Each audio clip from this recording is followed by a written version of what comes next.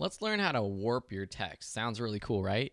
Well, in another life, I really believe that I was a bike shop owner. My uncle is a shop owner in Switzerland. He sells electric bikes, and I always thought that would be so cool. So I'm going to type in the name of my bike store, Phil's Bike Store. Super creative, right?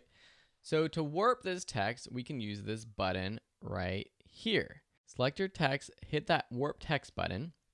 This brings up a little window with some style options. We can create an arc.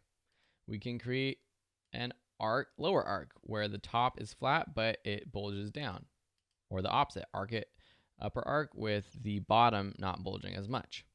We can do a double arc if we have multiple lines. We can do different shapes, shell, lower, flag, all kinds of cool different types of effects. So let me just go back to my standard arc.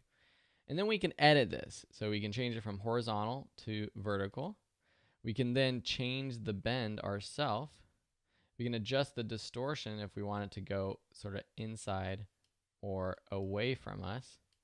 And same with the vertical distortion. Bend it back, bend it forward. So these are some cool tools that you can use to warp your text. And then if you select OK, take our move tool, we can move this around.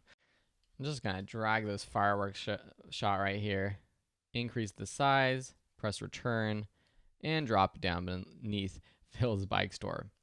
All right, so this Phil's Bike Store looking pretty darn cool. If I want to go back and edit the warp, I can just select the text tool, make sure this text is selected, go back into my warp text tool, and I can make any adjustments I want.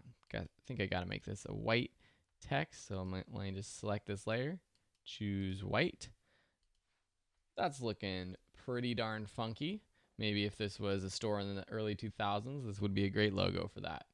But it doesn't look great, and I think one reason is it doesn't really stand out from the background too much. So what we're going to do in the next lesson is learn how to add some style to our text.